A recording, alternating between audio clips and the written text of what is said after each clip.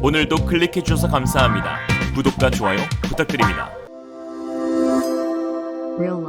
대한민국의 건설 기술력이 다시 한번 전 세계를 깜짝 놀라게 했습니다. 터키 마르마라 해와 유럽의 지중해를 연결하는 세계 최장 현수교 차나칼레 대교를 한국 기업의 손으로 완성해낸 것인데요. 이 교량은 터키에서 유럽과 아시아를 잇는 유일한 연결고리로 그 의미를 더했습니다. 관광 명소는 물론 세계적 랜드마크가 될 것으로 보이는데요. 전체 길이 3,563m인 차나칼레 대교는 주탑과 주탑 사이의 거리가 2,023m로 세계에서 가장 긴 현수교인데 24년간 세계 1위 자리를 지켰던 일본 아카시협 대교를 넘어 한국의 기술력으로 건설 역사의 새 이정표가 세워지는 순간이었습니다. 현수교의 중심이 되는 주탑 사이의 거리가 아카시협 대교보다 약 30m 더 긴데요. 주탑 간 거리를 늘리는 것은 현수교 건설 기술의 핵심입니다. 특히 그동안 2km가 기술적 한계로 여겨지며 불가능의 영역으로 생각해왔는데 국내 건설사가 그 벽을 처음으로 깬 것입니다. 주탑의 높이도 334m로 세계에서 가장 높아 프랑스 에펠탑, 일본 도쿄타워보다 높습니다. 현수교는 현존 교량 가운데 시공 및 설계 기술의 난도가 가장 높은 구조물로 시작은 흔히 기둥이라고 부르는 그 주탑을 지지할 콘크리트 구조물인 케이슨을 만드는 것으로 시작하는데요. 속이 빈 격자 모양의 콘크리트 구조물 위에 두 개의 원통형 철강재가 올라간 형태인 케이스는 축구장 4개 크기인 전용 제작장만 조성하는데 꼬박 6개월이 걸립니다.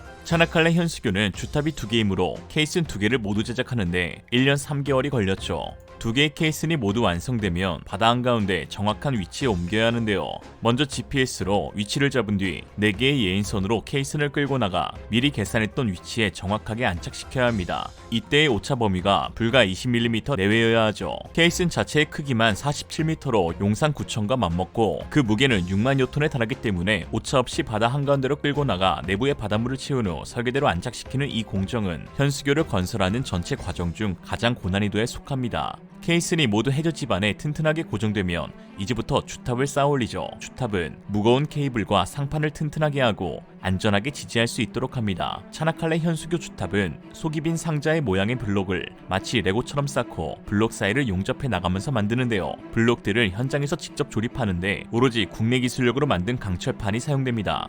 이렇게 주탑 설치가 모두 끝나면 케이블을 연결합니다. 터그보트를 이용해 바다 한가운데서 두 로프를 연결하죠. 이제 양쪽 앵커리지에서 로프를 잡아당겨 홀링 로프를 주탑 위로 끌어올리면 끝.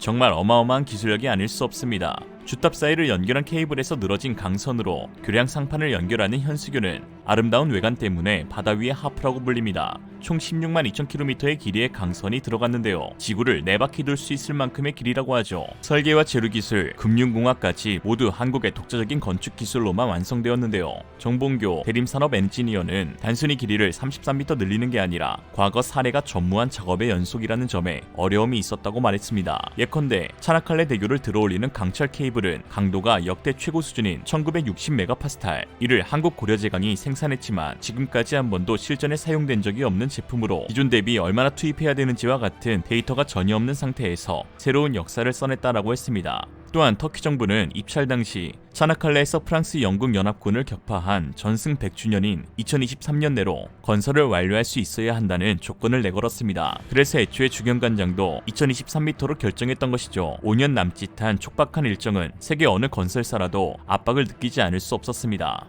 그러나 위기에 강한 한국 기업들의 장점이 여기서 빛을 발했는데요. 터키 건설사 리막 소속으로 과거 일본 기업과도 일했던 알페르 프로젝트 매니저는 한국 기업의 강점은 유연성에 있다며 컨소시엄 내에 이견이 발생할 경우 한국 기업은 합의에 이를 때까지 현장을 스톱시키는 것이 아니라 합의가 진행되는 동안에도 이견이 없는 공정을 먼저 찾아내 진행하는 방식이라며 이는 일본 기업과 매우 다른 점으로 이러한 유연성이 건설의 완성도를 더욱 높였다라고 했습니다. 실제로 우리 기업들은 뛰어난 기술력으로 공사 기간을 1년 7개월이나 단축했는데요. 그러면서도 교량 구간에서 단 한 건의 안전사고도 발생하지 않았습니다. 당시 수주전은 한중일 치열한 경쟁으로 각국의 정부가 적극적으로 지원하면서 사실상 국가 간 대결 양상으로 치러졌습니다. 일본의 IHI와 이토츠, 중국의 컨소시엄도 수주전에 뛰어들었죠. 특히 일전 세계 최장 길이의 현수교를 건설했던 일본은 우리 기업의 강력한 라이벌이었는데요. 당시 아베 일본 총리는 터키 에르도안 대통령과 정상회담에서 이 사업을 직접 거론할 정도였습니다. 이에 한국 기업들은 팀 이순신을 구성했습니다. 팀 이순신에는 세계 8위의 현수교, 이순신 대교를 공동 건설했던 ELENC와 SK 에코플랜트, 그리고 두 회사 외에도 포스코, 고려제강, 삼영엠텍, 관수ENC, MB코, T솔루션 등 국내 협력사들이 대거 참여했는데요. 김건수 SK건설실장은 설계, 공사, 공무 등 담당자 하나하나가 다른 현장에서는 총책임자급 역할을 했었던 드림팀이라고 전했습니다. 또한 지난 2020년 SK건설이 맡은 터키 유라시아 해저 터널이 전세계로부터 극찬을 받으며 글로벌 건설 시술 분야 대상을 수여하면서 터키 정부의 한국 기업에 대한 높은 신뢰도가 수주에 큰 도움이 되었습니다. 이에 총 사업비 27억 달러를 제출한 일본 기업보다 높은 29억 달러를 측정하였음에도 국내 기업들이 우수한 기술력으로 수주를 따낼 수 있게 된 것이죠. 18일 개통식에는 터키의 역사, 나아가 세계의 역사를 새로이 쓴 차나칼레 대교를 축하하며 수많은 인파가 모여들었고, 에드로안 터키 대통령과 한국 기업 임직원들 그리고 김부겸 총리가 참석했습니다. 에드로안 대통령은 1915 차나칼레 다리는 치열한 전투와 갈등의 역사를 뒤로하고 평화와 번영의 새 시대를 시작하는 동서양의 다리가 될 것이라며 세계 최장거리의 현수교를 건설할 수 있도록 함께해준 우리의 형제 한국에게 큰 감사를 표하고 한국 기업들의 높은 기술력과 시공 능력을 세계적으로 인정받게 되는 계기가 될 것이라고 하였습니다.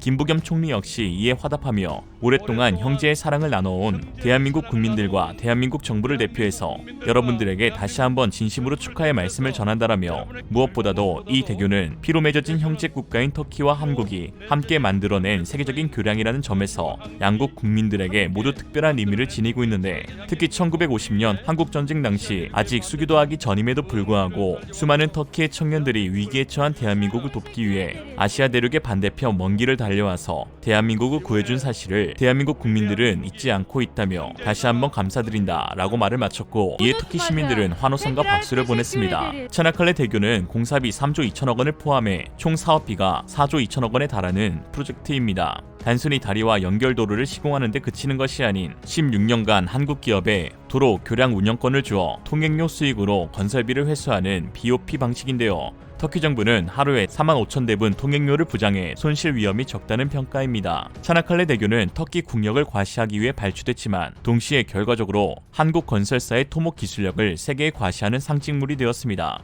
향후 해외 인프라 건설 시장 진출에도 유무형의 힘이 작용할 것으로 보이는데요.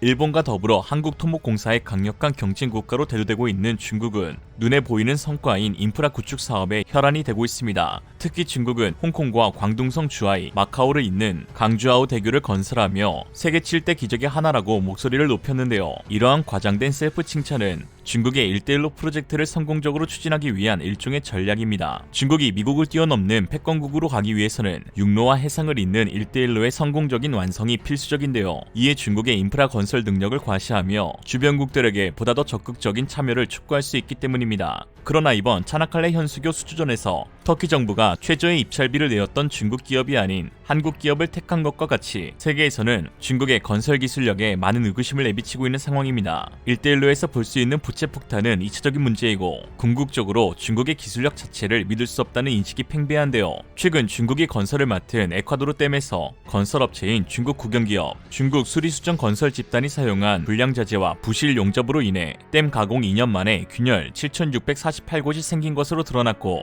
이에 에콰도르 정부가 크게 불만을 표시했습니다. 또한 중국 기업이 파키스탄에 세운 이슬라마바드 공항은 새로 지은 최신 공항인데도 불구하고 비가 새고 천장의 타일이 뚝뚝 떨어지기도 하였는데요. 여기에 현지인들을 배려하지 않는 무리한 개발과 각종 비리 등이 난무하면서 현지에서는 오히려 반중 감정이 더욱 거세지고 있는 형국입니다. 대표적인 친중 국가인 파키스탄에서도 연일 시위가 벌어지고 있으니 뭐 말 다 했죠. 사실 중국의 토목 건설 기술력의 하자는 어제 오늘 일이 아니었습니다. 강풍이 불자 쓰러지는 아파트, 손으로 파지는 교량, 콘크리트가 아닌 모래를 집어넣은 기둥과 같이 상상도 못할 일들이 실제로 중국에서 벌어지고 있죠. 작년 12월 중국 중부 후베이성에서 고속도로 다리가 무너져 4명이 숨지고 8명이 다치는 사고가 발생했습니다. 중국 당국은 사고 원인과 관련해 화물차 한 대의 과정량이 198톤에 달했다며 문제의 원인을 불법 과적으로 돌렸지만, 대다수의 시민들은 도로 위를 다니는 차가 한두 대도 아니고 화물차 한 대에 폭삭 무너지는 것이 말이 되냐라고 따졌습니다. 말 되죠? 중국이니까요. 오늘의 한주평, 메이드 인 차이나 중에 제대로 만든 건 코로나밖에 없다. 이상으로 리얼리즘이었습니다. 여러분의 생각은 어떠신가요? 현명하고 지혜로운 여러분의 의견을 지금 댓글에 남겨주세요. 감사합니다.